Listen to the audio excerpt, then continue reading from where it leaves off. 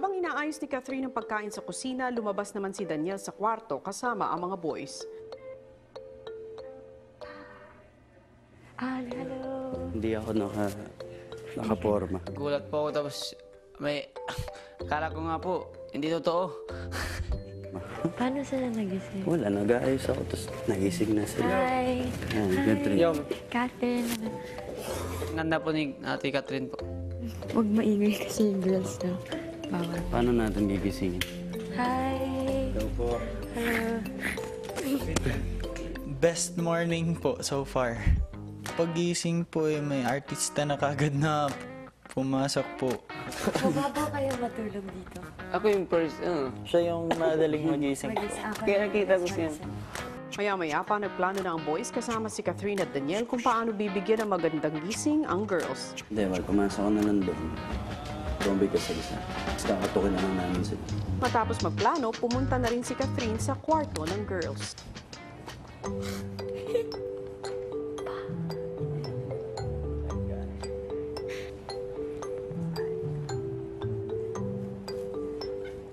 Nakita niyo na ako. Wait, ilan sila? Gising.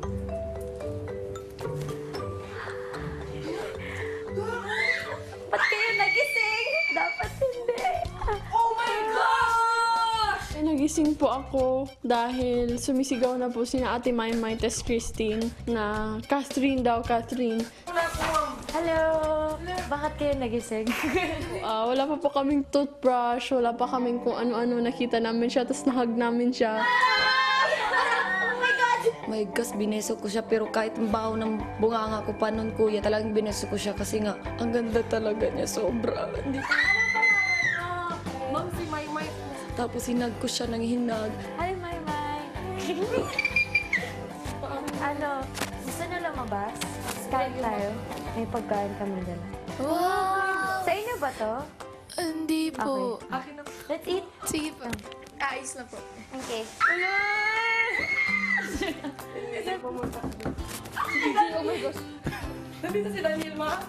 Wala siya. May sakit, so di siya natuloy.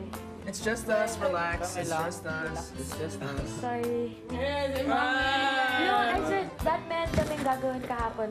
Tapos hindi kami natuloy kasi nagkasakit siya. Guys, did you meet my twin brother? Oh, come on.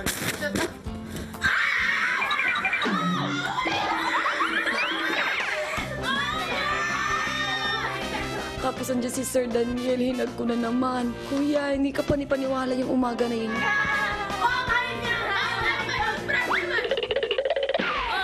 Oh my God. Tara, kain tayo. Ito, kain tayo. Boys, let's rock and roll. Yun yung pinakamagandang umaga sa buong buhay ko dito sa bahay niya.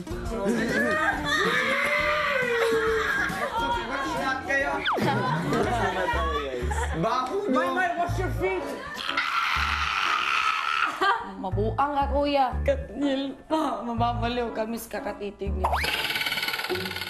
Habang nasa kusina ang boys kasama si Catherine at Daniel, ang mga girls hindi pa rin makapaniwala kung sino ang gumising sa kanila. Mababaliw ako sa gitna. Mababaliw. Grabe, cute. Nag-makeup ako. Girls will be girls, kaya magpaganda muna kayo at hinihintay na kayo ni Daniel sa labas.